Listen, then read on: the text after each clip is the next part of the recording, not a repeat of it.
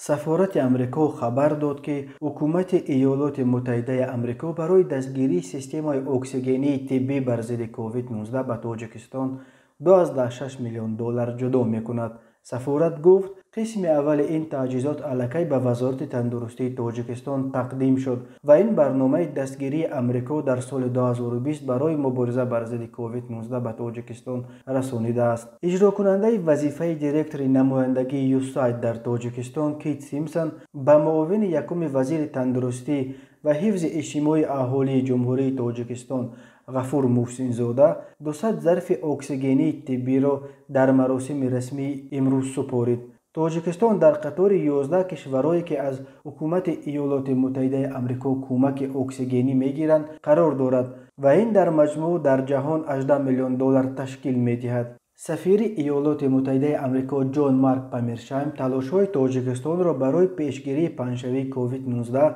ارزگذاری نموده قید کرد: ما شریکی خود را با مردم تاجیکستان قدر میکنیم و صداقت خود را بر همکاری با حکومت تاجیکستان در واکنش به پاندمی کووید 19 اظهار مینماییم. از آغاز پاندمی کووید 19 حکومت ایالات متحده آمریکا به تاجیکستان برای بهتر نمودن تأمینات اکسیژنی، فعالیت لابراتوارهای طبی، فراهم آوردن امکانات‌های شغل برای شخصان بیکار مانده،